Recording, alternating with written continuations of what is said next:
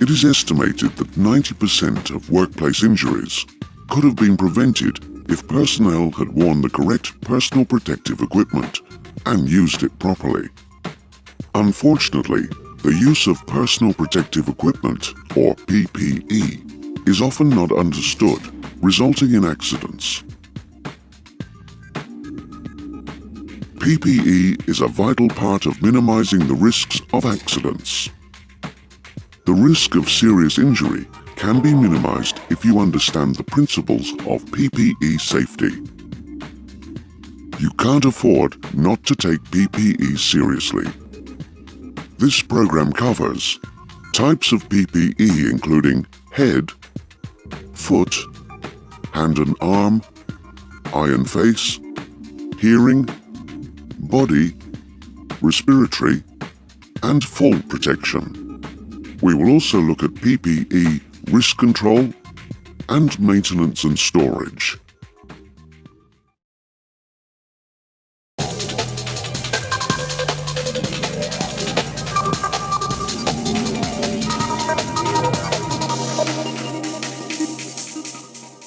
Personal protective equipment, or PPE, comprises a range of clothing and equipment that is worn by personnel, contractors, or visitors to reduce their exposure to workplace hazards.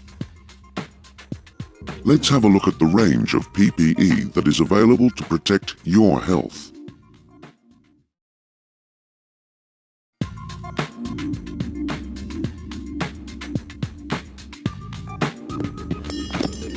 Head injuries are classified as either closed or open. A closed head injury means you have received a hard blow to the head from striking an object. An open or penetrating head injury means you were hit with an object that broke the skull and/or entered the brain. Two common types of head injuries are concussion, the most common type of traumatic brain injury, and contusion, which is a bruise on the brain. Head injuries commonly result from impact from flying or falling objects, bumps and hard blows, and hair entanglement. Long hair should always be tied back or secured under headgear. In most cases, head protection will mean an industrial safety helmet. However, bump caps or an equivalent can be used in areas with particularly limited space. Head protection also includes hoods to prevent chemical splashes, hair nets and caps to keep hair from being entangled, hats to protect from the sun, and wet weather hats. Hard hats can include rims, visors, face shields, earmuffs, and may include neck and side protection. Headbands inside the helmet need to fit properly. The suspension system must be in good working order and may need to be replaced each year.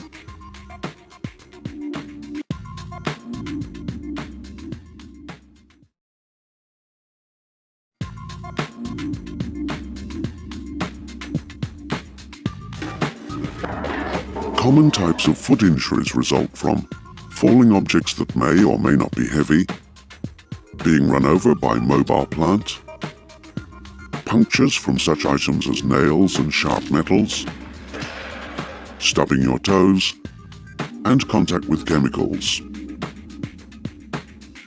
Safety footwear includes safety boots with steel-capped toes and slip and puncture-resistant soles suitable for most general work, safety boots for use with chemicals such as steel-capped rubber or Wellington boots, safety boots suitable for working with electricity that are non-conductive and anti-static, shoe covers, spats, gaiters and leggings to protect against chemicals, welding sparks and other hazards, and shanks to go over the upper foot for additional protection.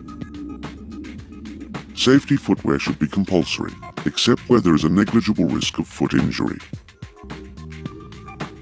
Accidents can result from wearing poorly maintained safety footwear. For example, damaged soles can result in slips. Always make sure that your foot protection is in good condition, is kept clean and dry, and is free from defects.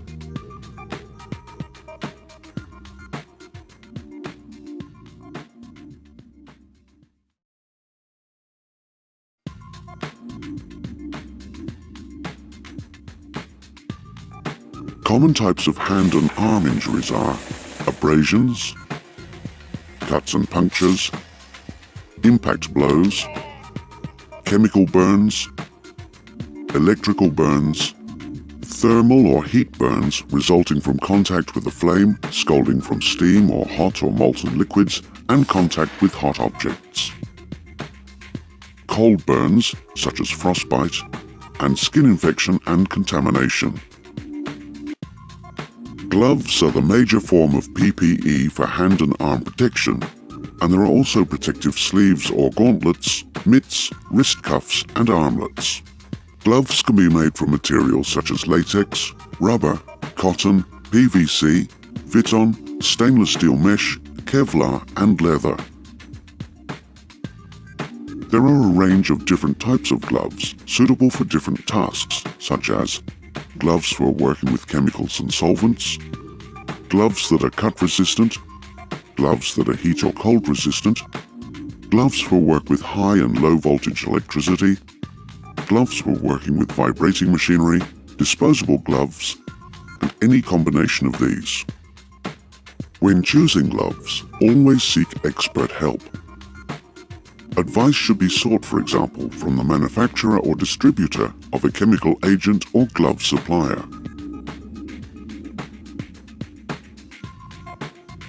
Always remember that if the inner surface of a glove becomes contaminated, it will not matter how much care, attention, and expertise has gone into the selection process, exposure will occur. Gloves should always be dry and hole-free. If gloves are wet, they should be changed with a dry pair.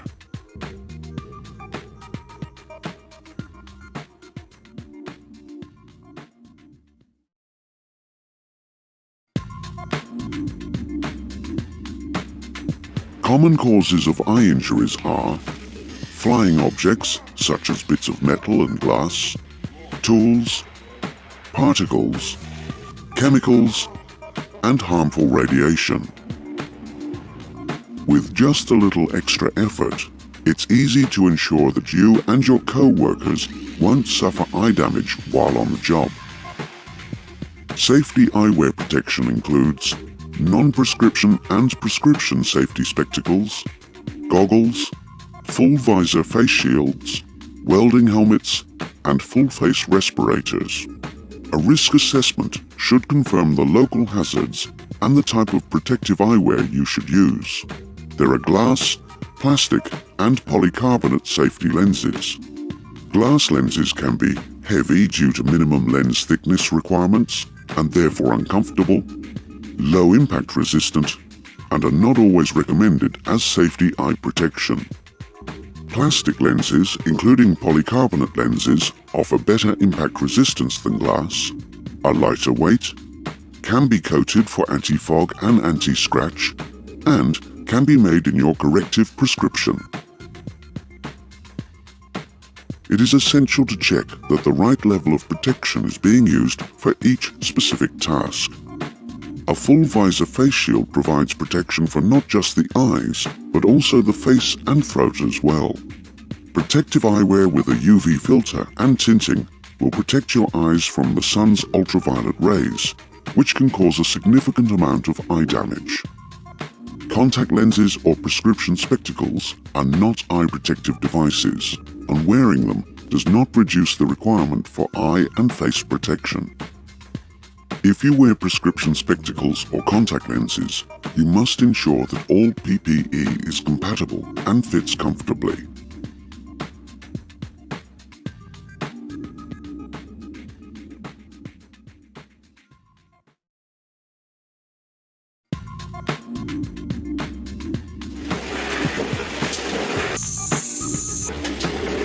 Failure to wear hearing protection in noisy areas can result in hearing loss. Damage to your hearing is painless, may be permanent, and there is no cure.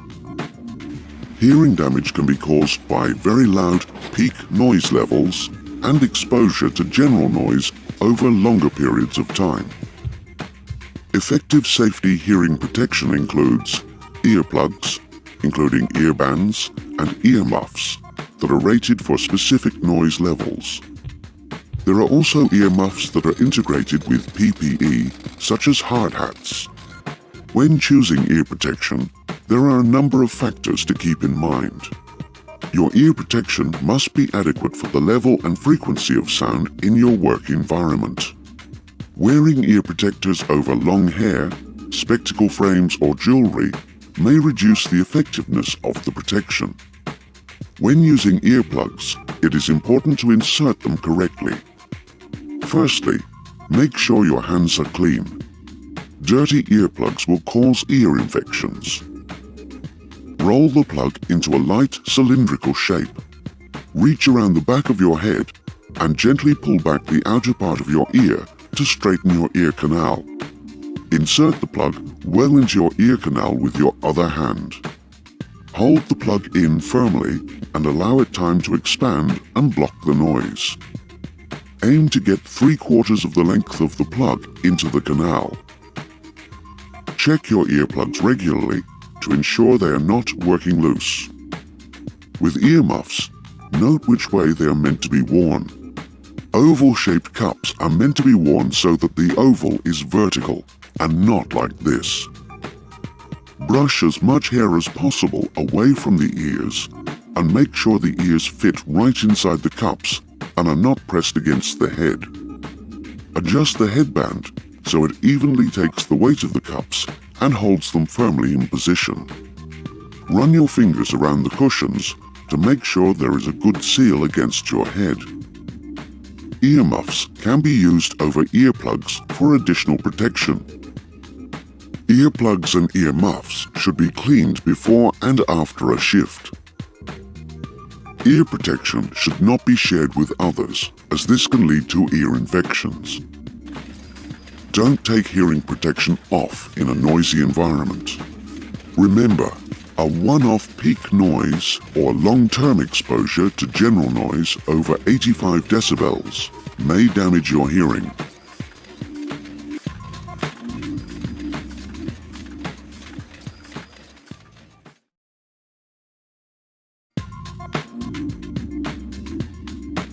Common types of body protection include safety overalls, non-porous full body suits, heavy and light-duty aprons, lab coats, hot and cold environment protection, high-visibility vests or jackets, and sunscreen to protect from UV radiation. Sleeves, knee pads and elbow pads are all available for extra protection when required. Overalls are required to protect people when engaged in dirty tasks and may be cotton or disposable. Aprons may be made from rubber, PVC or leather and may be heavy or lightweight. They are required when extra body protection is needed, for example welding and handling chemicals. Appropriate clothing, for example insulation or water resistance, should be used when workers are exposed to cold or wet environments. Cooling vests or breathable fabric may be used to minimize heat stress when working in hot environments. When working outdoors or in the sun, water-resistant SPF 30+ sunscreen should be applied before a shift and reapplied every 2 hours. When working close to machinery, you must wear close-fitting and close-fastened garments that cannot get tangled in machinery. Body protection must be sized properly to prevent tripping, tearing, seam parting, or the restriction of movement. When conducting welding or flame cutting, or where there is a potential risk of fire, body protection should be fire-resistant and/or flame retardant. Materials made with polyester blends should usually be avoided in these situations. Anti-static overalls may be required in some industries.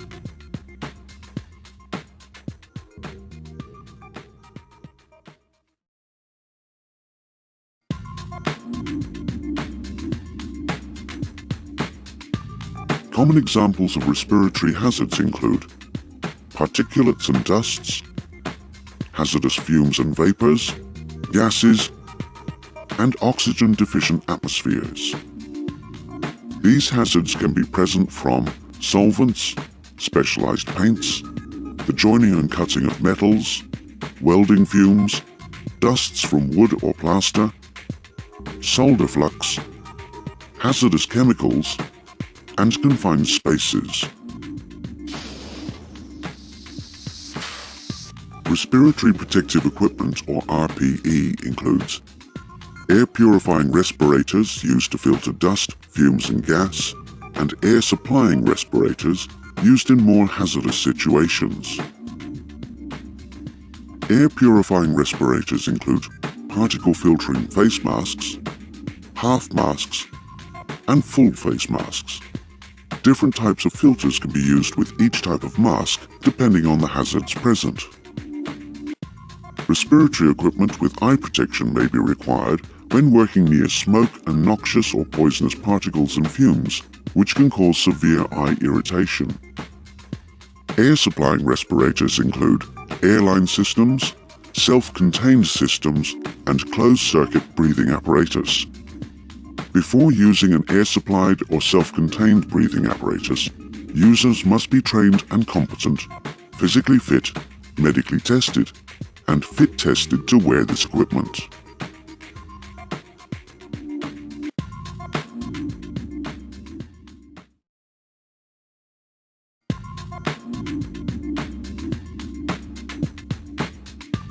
Falls from height remain one of the single biggest causes of disability, injury, and death at work. Assessments and control of risk are required even when the potential fall distance is less than 2 meters. Fall arrest equipment should be designed and used to reduce the possibility of injury if a worker falls. Fall arrest systems are used where workers are required to carry out jobs near an unprotected edge.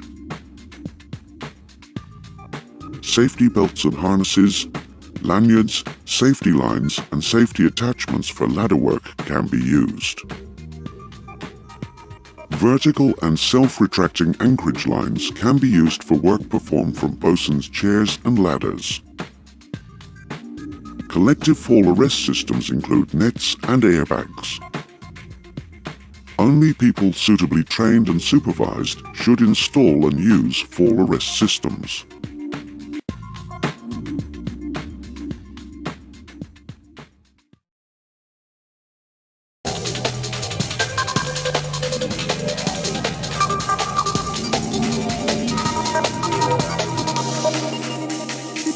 PPE only protects the wearer. It does not remove the hazard. It is for this reason that PPE is considered the control measure of last resort. Elimination, substitution, isolation controls, engineering controls, and administrative controls should be put in place before personal protective equipment is utilized. But how do you know what type of PPE is suitable? Every time you do a task, you should assess the PPE requirements. The PPE must be appropriate for the risks and conditions where it is to be used, take into account the ergonomic requirements and state of health of the person wearing it, fit the wearer correctly if necessary after adjustments, either prevent or control the risk involved without increasing the overall risk, and be used in conjunction with other control measures. Material Safety Data Sheets, or MSDS, include information on the types of PPE that should be used for the safe handling of materials and substances. However, it is also important to check with suppliers and manufacturers to ensure the PPE is suitable for the task. Each type of PPE that you wear must be compatible, or the PPE could be ineffective.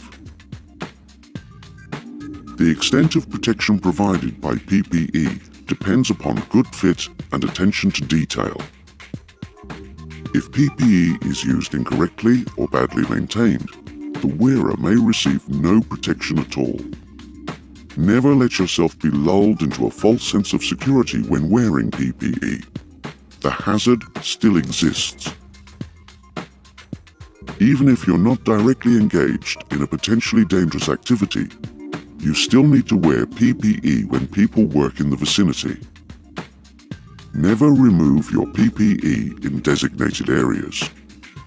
Even if it seems uncomfortable, it may save your life. Visitors are also required to wear PPE in designated areas. Ensure any PPE you use complies with the requirements of the Personal Protective Equipment Regulations and meets basic safety requirements. Using poorly maintained PPE can kill you. When maintaining and storing PPE, follow these rules. Clean PPE before and after use. Inspect PPE for damage before and after use. And replace PPE that is defective. PPE should not be left lying around where it can become contaminated. PPE should be suitably stored when it is not being used, for example in a dry, clean cupboard, or in the case of smaller items such as eye protection, in a box or case. Follow the manufacturer's maintenance schedule, including recommended replacement periods and shelf lives.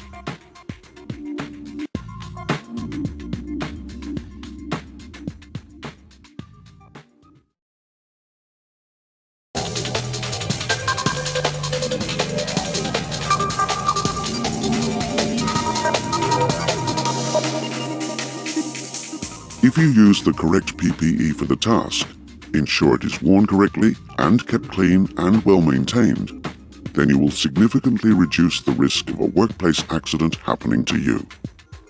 An accident can occur when you least expect it. It is therefore vital that you wear your PPE whenever there is any risk or when signs require it. It could only take a split second and your life will change forever.